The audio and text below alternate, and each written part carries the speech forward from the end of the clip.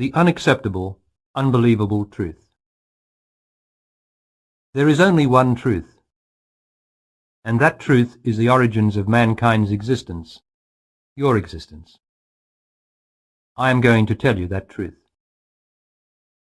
But I must warn you, it is almost impossible to tell the truth in this existence. First, because the truth is unacceptable. Second, because it is unbelievable. By unacceptable, I mean it will be automatically rejected without profound reflection. By unbelievable, that it will be regarded as fiction. In both cases, the truth will fail to trigger the awakening, the fundamental change that should follow the hearing or reading of such extraordinary information. And the world will go on asking, what is truth, and never stopping to listen for the answer. However, among a very small number of the Earth's population at this time, the truth will have a profound effect, which is the virtue in telling it. And the seed of it will grow in the human subconscious, to become in generations ahead the root of a more enlightened struggle by man to overcome his ignorance by realizing the truth of himself. The knowledge of man's origins is almost non-existent in existence at this time. Nonetheless, being our origins, it is not something basically alien or unavailable to us. The truth exists, at least potentially, in the individual man and woman's power to recognize his or her source when confronted with it. I trust this happens to you now. Because the truth is simple, yet so elusive to our complicating minds, there is a special way to listen to it. The judging mind must be suspended. The mind automatically wants to question, reject, or accept what it hears. You can't do that and hear the truth. You have to listen with your understanding. That alone can hear and distinguish truth. Nor can you learn the truth like a subject, because you already know it, only you've forgotten it. And the purpose of listening in this way is to enable you to recall it by recognizing it. All I'm going to do is to tell you a story. If you stop to question whether it's true, or to try to work out something I've said, you'll miss the truth and the narrative.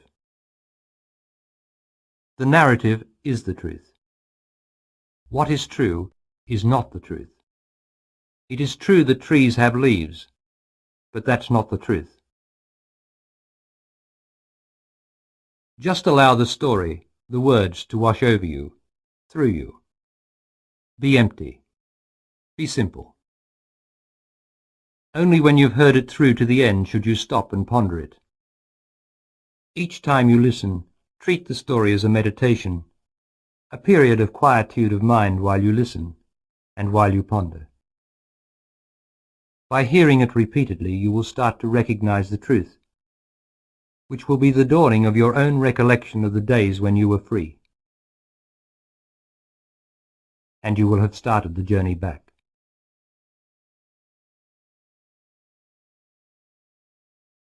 Everything around us, existence as a whole, contains the reflection of the truth, the reflections of the origins of the human race. It is there, and I will show it to you, if only you can listen and be still. Be yourself. But where we have already failed in a way before we begin, or where our ignorance arises, is in our self-forgetfulness. By choosing to remember other things, we have chosen to forget the most precious thing we ever had. By our lack of profound reflection, by always allowing our current existence to distract us, we have distanced ourselves from the knowledge of our sublime origins. Some men and women once knew where we came from. We weren't always this far from the beginning. But gradually we have forgotten, and at the same time have lost the power to recognize in existence the crystal clear reflections of our origins. What I am going to say now is the truth of existence, a crystal clear reflection for you to ponder on profoundly. We are life. There is no other life in the cosmos.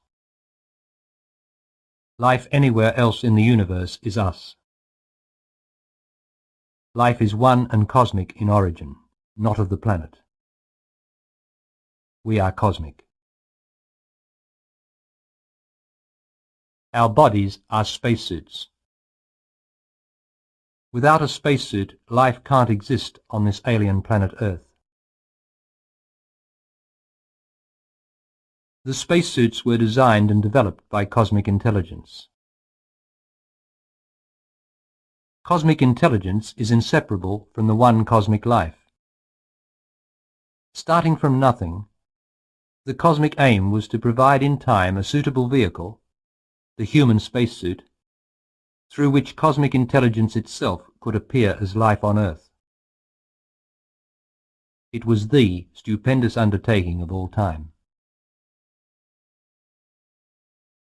Over what we have conceived as nearly 2,000 million years of evolution, since the first life forms of the species are said to have appeared on the planet, the future human spacesuit was biologically cultured and cultivated with incomparable genius and precision. Today, the human spacesuit, the ultimate life form of all the species, is complete, but with only human intelligence. As the future vehicle or expression on Earth of cosmic intelligence, it is still evolving and has a good way to go. Human intelligence, being less evolved than the human spacesuit itself and not yet cosmically aware, has an extremely limited view of the cosmic marvel, the spacesuit through which it operates. For instance, it can't grasp, let alone appreciate, the following truth, unless you, the individual, has started to take the next evolutionary step forward towards cosmic awareness. That truth is, the existence of the planet, together with the perceived universe, is created every moment by the projection of life and intelligence out through the amazing human spacesuit.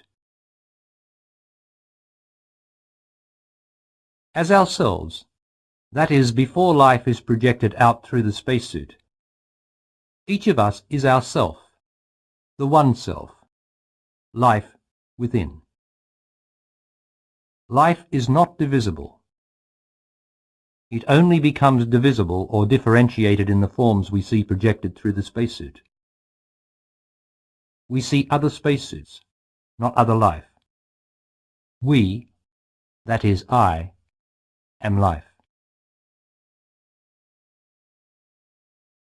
Once upon a time, which is another way of saying when man and his spacesuit were very young and the world was very different, the rulers of the various nations on Earth were remarkable individuals. They still remembered or realized that they were in fact the one indivisible life behind the spacesuits. To communicate this, they used the plural we when speaking of themselves, as royalty sometimes copies today. The singular I was used by their less evolved but more involved, forgetful subjects to affirm and establish a formal but unreal and fundamentally ignorant personal individuality or identity. The spacesuits became multiple millions of I, representing the one self or life. This one self or life, I am, always was, and always will be.